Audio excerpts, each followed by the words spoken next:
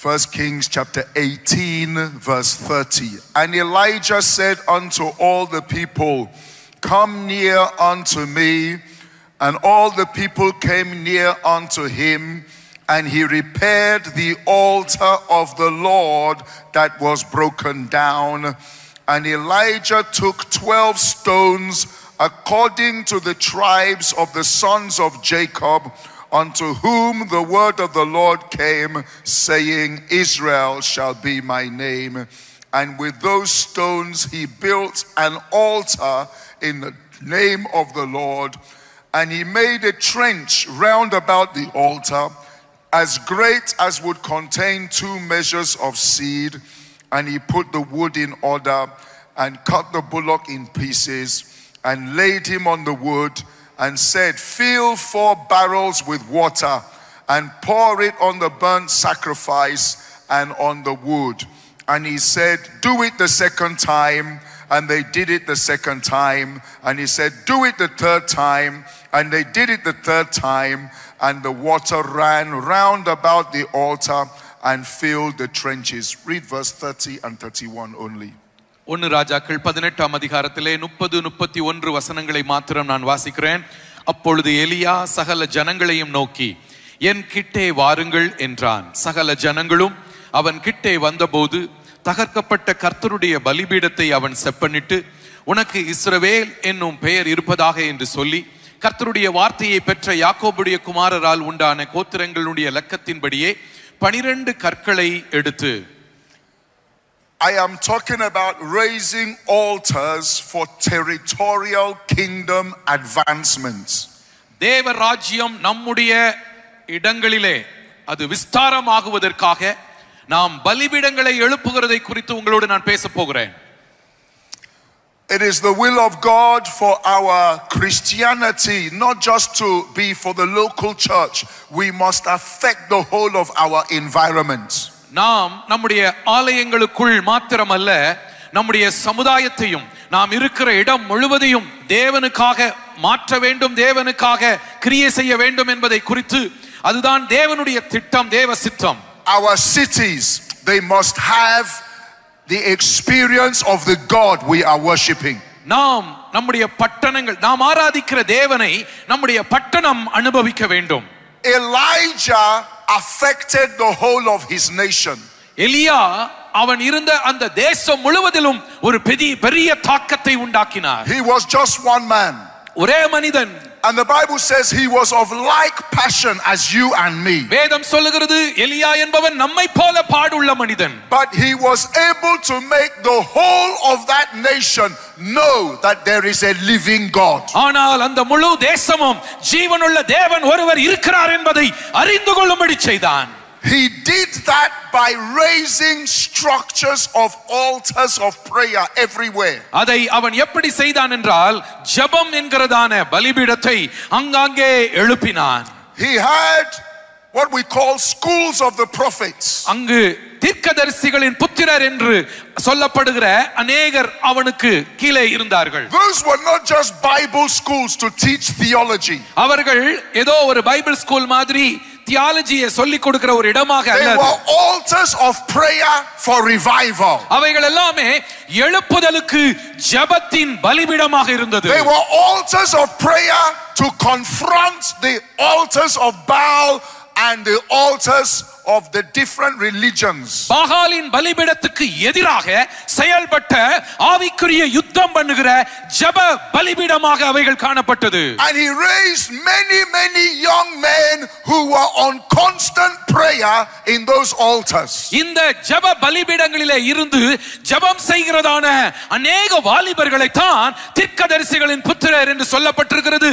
எலியா அவர்களை அப்படிப்பட்டவர்களை எழுப்பினான். He had an altar at Bethel. பெத்தேலிலே அவனுக்கு ஒரு பலிபீடம் இருந்தது. Another altar at Gilgal. கில்காலிலே இன்னொரு பலிபீடம் இருந்தது. Another altar at Jericho. எரிகோவிலே இன்னொரு பலிபீடம் இருந்தது. Another altar at Jordan. யோர்தானிலே இன்னொரு பலிபீடம் இருந்தது. Another altar at Carmel. கார்மேலிலும் இன்னொரு பலிபீடம் இருந்தது. And Samaria. சமாரியாவிலும் ஒரு பலிபீடம் இருந்தது. All these altars there was constant prayers. இந்த எல்லா பலிபீடங்களிலும் தொடர்ந்து ஜெபங்கள் நடந்து கொண்டே இருந்தது. Added to that, his own prayer life was very, very strong. இது மாத்திரமல்ல, அவனுடைய ஜெப வாழ்க்கையும் எலியாவினுடைய ஜெப வாழ்க்கையும் மிகவும் உறுதியாக பலமுள்ளதாக இருந்தது. Elijah was a mighty man of prayers. எலியா ஒரு வல்லமையான தேவனுடைய மனிதன். Elijah was a man who went for 3.5 years by the brook Kidron. The woman was Seraphet. He didn't see a human face for 3 years. கெதரோன்லே இருக்கிறதான அந்த ஆற்றங்கரையிலே, அது மாத்திரமல்ல விதவையின் வீட்டிலே, இங்கெல்லாம் கிட்டத்தட்ட 3 வருஷம் அவன் யாருடைய முகத்தையும் பார்க்கவில்லை. No WhatsApp, no internet, no Twitter. 3 years, him and God. WhatsApp கிடையாது, ஃபேஸ்புக் கிடையாது, ட்விட்டர் கிடையாது, இன்டர்நெட் கிடையாது. 3 வருஷம் ஒரு இந்த எதுவுமே இல்லாம தேவனுடைய முகத்தை மாத்திரம் பார்த்து கொண்டிருந்தான். When Elijah came out to confront those prophets of Baal, பாகாலின் தீர்க்கதரிசிகளை எதிர்கொள்ளும்படி எலியா வந்தபோது, he didn't just wake up from his bedroom. திடீர்னு ஒரு நேரம் அப்படியே படுக்கையில இருந்து எழும்பி அப்படியே வந்துறல. He came from 3 years of total separation to God. 3 ஆண்டுகள் தேவனோடு தனித்து உறவாடினவனாக அங்கு வந்து நிற்கிறான். And he prayed a prayer by raising again an altar to God. தேவனுக்கு ஒரு பலிபீடத்தை எழுப்ப வேண்டும் என்கிறதான ஜெபத்தோடு தான் அங்கு வந்து நிற்கிறார். He gathered the 12 stones representing the 12 tribes of Israel. 12 கற்களை எடுக்கிறான். அந்த 12 கற்களும் இஸ்ரவேலின் 12 கோத்திரங்களுக்கு அடையாளங்களாக இருக்கிறது. That altar had been broken down. இந்த பலிபீடங்கள் ஏற்கனவே உடைக்கப்பட்டிருந்தது. But Elijah rebuilt the broken altar. இந்த உடைக்கப்பட்ட பலிபீடங்களை எலியா திருப்பி எழுப்பித்து கட்டுகிறான். And he cried unto God. அவன் தேவனை நோக்கி கூப்பிடுகிறான். And the fire of God came down. தேவனுடைய அக்கினி இறங்கி வந்தது. After the fire of God came down, அக்கினி இறங்கி வந்த பிறகு all those false prophets were eliminated. அந்த பொய் தீர்க்கதரிசிகள், கள்ள தீர்க்கதரிசிகள் எல்லாரும் அழிக்கப்பட்டார்கள். And the entire nation cried out to God and turned back to God. முழு தேசமும் தேவனை நோக்கி கூப்பிட்டது, ஜீவனுள்ள தேவனிடத்தில் திரும்பினது. This must happen in your own city. ஓ, நம்முடைய பட்டணங்களிலே இது நடக்க வேண்டும். கை உயர்த்தி ஆமென். In the mighty name of Jesus. இயேசுவின் வல்லமையுள்ள நாமத்தினாலே. It happened in the days of Elijah because he was a man who built altars of prayers. எலியாவின் நாட்களிலே இது நடந்ததனுடைய ரகசியம், அவன் ஜெபத்திற்காக பலிபீடங்களை எழுப்பினவன். And he himself, he was an altar of prayer. அவனும் ஒரு ஜெபத்தின் பலிபீடமாக இருந்தான். And he was able to change the spiritual atmosphere of a nation. அந்த தேசத்திலே உள்ள ஆவிக்குரிய சீதோஷண நிலைமையை மாற்றி அமைத்தான். God sent you to the city you are to change the atmosphere of that city. நீங்கள் இருக்கிற அந்த பட்டணத்திற்கு கர்த்தர் உங்களை அனுப்பினதனுடைய நோக்கம் அந்த பட்டணத்தினுடைய சீதோஷண நிலைமையை மாற்றி அமைப்பதற்காக. கை உயர்த்தி ஆமென் சொல்லுங்கள். Hallelujah. Hallelujah. How do you change the atmosphere of your city? எப்படி உங்களுடைய பட்டணத்தின் சீதோஷண நிலைமையை மாற்றி அமைப்பது? You do it by raising altars of prayers. ஜெபத்தின் பலிபீடத்தை எழுப்புவதின் மூலமே இப்படி மாற்றத்தை உண்டாக்க முடியும். How do you have dominion over your territory? உங்களுடைய இடத்திலே, உங்கள் வட்டாரங்களிலே நீங்கள் எப்படி அதிகாரத்தை பயன்படுத்த முடியும்? You do it by raising altars of prayers. ஜெபத்தின் பலிபீடத்தை எழுப்புவதின் மூலம் அதை செய்ய முடியும். Abraham, everywhere he goes, he raised an altar of prayer. அவன் போன இடங்களிலெல்லாம் ஜெப பலிபீடத்தை எழுப்பினான். And Abraham was able to take dominion over the whole of that territory. அவன் இருந்ததானே அந்த பகுதிகள் எல்லாம் அவன் தன்னுடைய தேவ அதிகாரத்தை அவன் பயன்படுத்தினான். Hallelujah. Hallelujah. மோசே in the mountain of the Lord, அவன் கர்த்தருடைய பர்வதத்திலே God gave him a pattern. ஆண்டவர் அவனுக்கு ஒரு பிரமாணத்தை, ஒரு திட்டத்தை கொடுத்தார். Of a tabernacle. அந்த ஆசரிப்பு கூடாரத்தை எப்படி கட்ட வேண்டும் என்பதை குறித்து. With an altar. அங்கு எங்கு பலிபீடம் இருக்க வேண்டும். Where sacrifice must be made every morning and every evening. ஒவ்வொரு காலையிலும் மாலையிலும் அங்கு பலி செலுத்தப்பட வேண்டும். Where incense of prayer must be burned 24 hours around the clock. ஜெப தூபம் 24 மணி நேரமும் பலிபீடத்திலே அந்த அக்கினி எரிந்து கொண்டே இருக்க வேண்டும். கைத்தட்டி ஆமென் சொல்லுவோம். And by constant sacrifice அந்த பலி செலுத்தப்படுகிற and constant prayer, தொடர்ந்து ஜெபம் நடக்க வேண்டும். the nation of Israel were able to have dominion in the whole of that territory. இஸ்ரவேல் தேசம் அந்த சுற்றிலும் உள்ள எல்லா தேசங்களிலும் அவர்கள் அதிகாரத்தையும் பலமும் உள்ள ஒரு தேசமாக இருந்தார்கள். You must have dominion in your territory. உங்கள் வட்டாரங்களிலே நீங்கள் தேவ அதிகாரம் உள்ளவர்களாக இருக்க வேண்டும். The kingdom of God in your territory must rise higher and higher and higher and higher. நீங்கள் இருக்கிற இடங்களிலே தேவனுடைய ராஜ்யம் அது மேலோங்கி மேலோங்கி மேலோங்கி அது உயர வேண்டும். The kingdom of darkness in your territory must go lower and lower and lower and lower. நீங்கள் இருக்கிற இடங்களிலே பிசாசின் இருளின் ராஜ்யம் அது குறைந்து குறைந்து இல்லாமல் போகிற அளவுக்கு குறைய வேண்டும். You do this by raising altars of prayer. நீங்கள் இதை எப்படி செய்ய முடியும்? ஜெப பலிபீடத்தை ஆங்காங்கே எழுப்புகிறதன் மூலமாக. The devil knows this principle. இந்த தத்துவம் இந்த கொள்கை பிசாசுக்கு தெரியும். That was why he raised the Tower of Babel. ஆகவே தான் பாபேல் கோபுரத்தை அவன் எழுப்பினான். It was to take world global dominion. அது முழு உலகத்தையும் தன்னுடைய ஆதிக்கத்துக்குள் கொண்டு வருவதற்காக. And even God knew that if he allows them they will succeed. தேவனுக்கும் அது தெரியும் இதை விட்டால் இது முழு உலகத்துக்கும் ஆதிக்கத்தை கொண்டு வந்து விடும் என்று. So God came down and scattered that altar. ஆகவே தான் தேவன் இறங்கி வந்து அந்த பாபேல் கோபுரம் என்கிற பலிபீடத்தை கர்த்தர் உடைத்து அதை சிதற பண்ணினார். Balak called Balaam to curse the children of Israel. பிலேயாம் என்கிறதான தீர்க்கதரிசியை பாலாக் ராஜா அழைத்தான். எதற்காக? இஸ்ரவேலர்களை சபிப்பதற்காக. For Balaam to subdue the children of Israel, he has to raise altars. அன்றைக்கு அந்த பாலாக் ராஜா இஸ்ரவேல் ஜனங்கள் சபிக்கப்பட வேண்டுமானால் அதற்காக பலிபீடங்களை எழுப்ப வேண்டும் என்பதை அறிந்திருந்தான். He went to different locations. ஆகவே அவன் வித்தியாசமான இடங்களுக்கு அங்கு பிலேயாமை அழைத்து போகிறான். In the first location he raised 7 altars. முதலாவது ஒரு இடத்திலே अनेक பலிபீடங்களை கட்டுகிறான். With 7 bullocks and 7 rams. 7 காளைகளை 7 எருதுகளை நிறுத்தி. When that one cannot work, he went to another higher location. அந்த இடத்திலே ஒன்றும் செய்ய முடியவில்லை, சபிக்க முடியவில்லை என்ற உடனே அதைவிட உயரமான இன்னொரு இடத்திற்கு பிலேயாமை கூட்டிட்டு போறான். Raised another 7 altars with 7 bullocks, 7 more rams. இன்னொரு 7 பலிபீடத்தை கட்டி இன்னொரு 7 எருதுகளையும் இன்னொரு 7 காளைகளையும் அங்கு நிறுத்துகிறான். When that cannot work, he went to a higher location. அங்க வேலை நடக்கல உடனே அதைவிட இன்னொரு உயரமான இடத்திற்கு raised another 7 altars.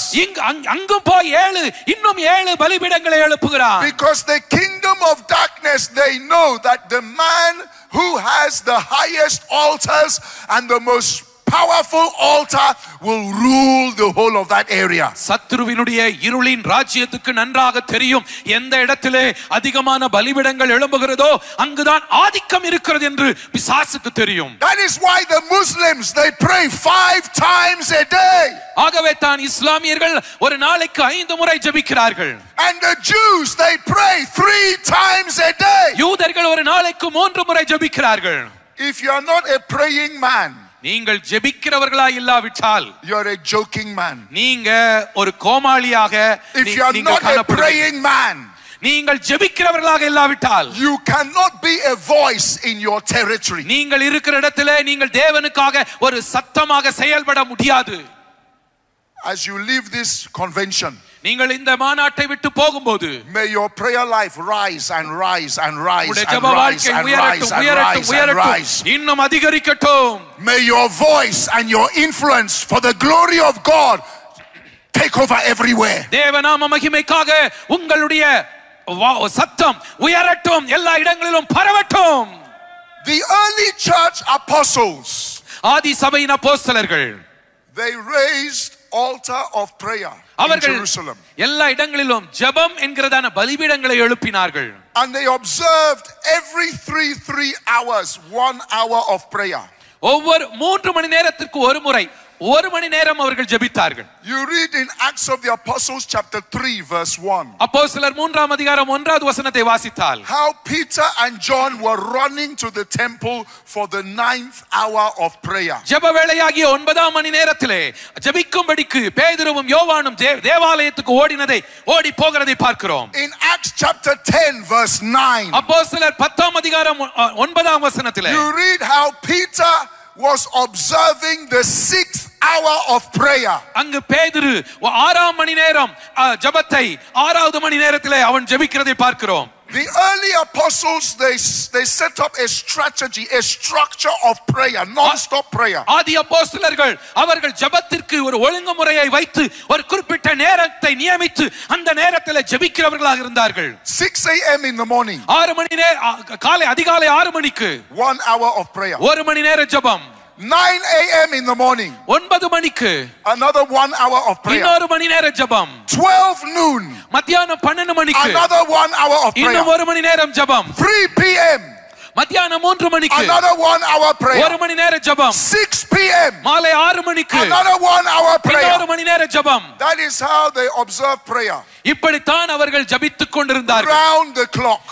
அந்த முழு நேரம் எல்லாம் every day. ஒவ்வொரு நாளும் every day. ஒவ்வொரு நாளும் every day. ஒவ்வொரு நாளும் every day. ஒவ்வொரு நாளும் every day. ஒவ்வொரு நாளும் every day. ஒவ்வொரு நாளும் every day. ஒவ்வொரு நாளும் and they were taking dominion.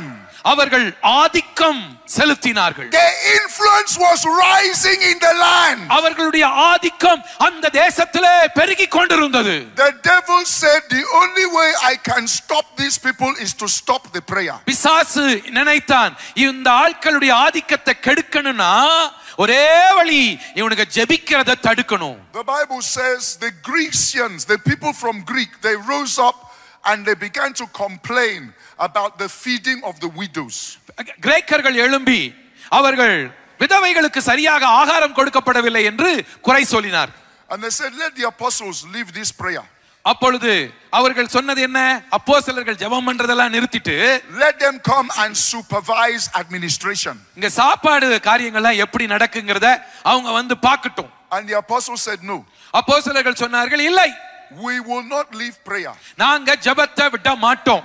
we will give ourselves continuously to prayer and the word. நாங்கள் தொடர்ந்து ஜெபத்திலும் வேத வசனத்திலும் நாங்கள் உறுதியாய் தரித்திருப்போம். you choose out 7 deacons to handle administration. 7 தலைவர்களை மூப்பர்களை தெரிந்தெடுத்து அவர்கள் இதெல்லாம் பார்த்துக் கொள்ளட்டும். but as for us, ஆனால் நாம் என்ன பண்றோம்? our job is to maintain the altar of prayer. நாங்களோ ஜெபத்திலும் வேதத்திலும் நாங்கள் உறுதியாய் தரித்திருப்போம். hallelujah, hallelujah. and the Bible says, வேதம் சொல்லுகிறது, as long as those 12 men maintain the altar of prayer, அந்த 12 அப்போஸ்தலர்களும் ஜெபம் என்கிற பலிபீடத்தை அவர்கள் காத்துக்கொண்டபோது the word of God increased and grew. தேவ வசனம் பெருகி பரவினது. and a great company were being added to the church. திரளான ஜனங்கள் சபையிலே சேர்க்கப்பட்டார்கள். I see your church is going to grow and multiply உங்களுடைய and increase சபைகள் and grow உங்க and சபைகள் multiply உங்க சபைகள் and increase and grow and grow and grow. உங்களுடைய சபைகள் வளர்ந்து வளர்ந்து பெருகுகிறதை பார்க்கிறேன். கைத்தட்டி ஆமென் என்று சொல்லுவோம். ஆமென் ஆமென் ஆமென். even when the government came to arrest them, அரசாங்கம் வந்து இவர்களை கைது செய்தாலும் the angel of God will go to the prison and open the prison door and tell them to continue. தேவதூதர்கள் வந்து அந்த சிறைச்சாலையின் கதவை திறந்து விட்டு நீங்க தொடர்ந்து செய்யுங்கள் என்று சொன்னார்கள். when Saul rose up to persecute them, Saul எழும்பி கிறிஸ்தவர்களை துன்பப்படுத்தின போது Jesus appeared on the road of Damascus and arrested Saul. இயேசு கிறிஸ்து தமஸ்குவுக்கு போகிற அந்த வழியிலே அவர் வந்து அவர் சவுலை அவர் அரெஸ்ட் பண்ணார். when Herod rose up to arrest Peter and put him in a prison, ஏரோது என்கிறவன் எழும்பி அவன் பேதுருவை கைது செய்து ஜெயில்ல போட்டபோது the church continued in prayers. சபை தொடர்ந்து ஜெபித்தார்கள். and the angel of God struck Herod. தேவதூதன் வந்து ஏரோதை அடித்தான். every plan the devil used to stop the prayer, பிசாசு பயன்படுத்தின எல்லா திட்டங்களையும், ஜெபத்தை தடுக்க பிசாசு பயன்படுத்தின எல்லா திட்டங்களையும், because they refused to stop praying, அவர்கள் ஜெபத்தை தடுக்க அவர்கள் தடுக்க மாட்டோம், நிறுத்த மாட்டோம் என்று சொன்னதினால் God scattered all the plan of the devil. தேவன் பிசாசின் திட்டங்களை எல்லாம் சிதறடிக்க பண்ணினார். And the church was moving powerfully. சபையானது தொடர்ந்து வல்லமையாய் முன்னேறி போனது. This is how the church in India shall be moving forward powerfully. இப்படித்தான் இந்தியாவில் உள்ள சபை தொடர்ந்து வல்லமையாய் வளர்ந்து பெருக போகிறது. கைத்தட்டி ஆமென் என்று சொல்லுவோம்.